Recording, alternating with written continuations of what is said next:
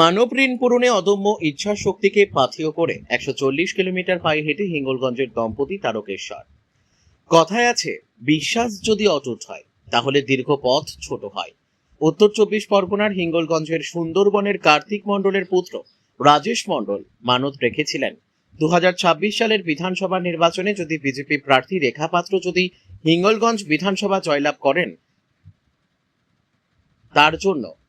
আর ঠিক মতো হিঙ্গলগঞ্জের লেবুখালীর হনুমান মন্দির থেকে যাত্রা শুরু করেন তারকেশ্বরের শ্রাবণী মেলা উপলক্ষে বাবা তারকনাথের বাবা মাথায় জল দিয়ে ঋণ পূরণের উদ্দেশ্যে 140 কিমি পথ পায়ে হেঁটে কার্তিক মণ্ডলের রাজেশ মণ্ডল ও তার পুত্রবধূ নবনীতা দাস মণ্ডল তারা সুস্থ সবলভাবে বাবার ধামে গিয়ে জল দিয়ে পুজো অর্চনা করে ফিরে আসেন। হিঙ্গলগঞ্জের প্রাক্তন মণ্ডল সভাপতি সৌমেন নায়েক তিনি ওই দম্পতিদেরকে ফিরে আসার পথে বাড়িতে ডেকে সংবর্ধনা দিয়ে মিষ্টিমুখ করান। তিনি আরো বলেন, সর্বদা তাদের পাশে ছিলেন, আছেন, থাকবেন। হিঙ্গলগঞ্জ থেকে প্রদীপ সরকারের রিপোর্ট, বিগ নিউজ বাংলা। আমার ভীষণ ভালো লাগছে, যেহেতু আমার এই ভাই এবং বোন দুজনে গেছে, যাওয়ার সময় দেখা করেও গেছে।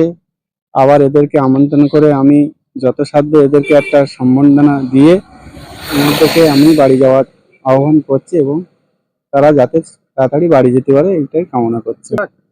অবশ্যই এটুকু তো সবাই যদি যায় আমি খুবই খুশি হব এবং আনন্দিত হব। আপনি কি তাদের পাশে থাকবেন? 100%। হ্যাঁ? 100%। যত রকম সহযোগিতা লাগে সব সহযোগিতা আমারই থাকবে। আপনার নাম? আমার নাম সৌমেন নায়ক। আমরা হেঁটে গিয়েছিলাম, ও যে মানসিকটা করেছিল সেটা সদ্য হওয়ার জন্য হেঁটে গিয়েছিলাম। এবার তাতে আমরা সফল হয়েছি। কোনোদিনও ভাবতে পারিনি আমরা এতটা রাস্তা, এতটা পথ অতিক্রম করে আমরা বাবা ভোলানাথের কাছে যেতে পারবো। সবকিছু সহজ হয়েছে এনাদের জন্য। কেমন লাগছে? খুব ভালো লাগছে।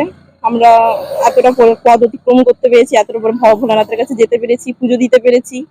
ঠিক আছে। আপনার নাম? আমার নাম নবনীতা দাস মণ্ডল। বলুন। সত্যি কথা বলতে মানত করেছিলাম, তো সেই মানত আমার আমি পূরণ করতে পেরেছি। বাবা ভোলানাথের দর্শন পেয়ে বা বাবা ভোলানাথের ওখানে আমরা পুজো পাঠ দিয়ে পুজো করে আমরা এখন এসে এই যে আসতে পেরেছি। আবার গ্রামের গ্রামে ফিরে এসে আমাদের খুবই আনন্দিত আমরা। ও আমাদের এই কঠিন পথ খুব সহজ যাদের জন্য হয়েছে সেটা হলো আমাদের সৌমেন নায়েক দাদাভাই, বিশেষ সমাজসেবী এবং বসিরহাট সাংগঠনিক জেলা নেতৃত্ব ভারতীয় জনতা পার্টি। ওনার জন্য আমাদের হিঙ্গলগঞ্জ নিবাসী যিনি আছেন সুব্রত পাল দাদাভাই, উনি সবসময় খোঁজখবর নিয়েছেন, দাদা সৌমেনদা খোঁজখবর নিয়েছেন। তো এখন আমরা সুন্দরবনে চলে এসেছি, আমার বাড়ি এখান থেকে আর 10 কিলোমিটার। তো সৌমেনদা আমাদেরকে আহ্বান করেছিলেন, ওনার বাড়ি থেকে আমরা একটু জল মিষ্টি খেয়ে আমরা এখন আমাদের বাড়ির উদ্দেশ্যে আবার আমরা রওনা দিচ্ছি। আমার নাম রাজেশ মণ্ডল।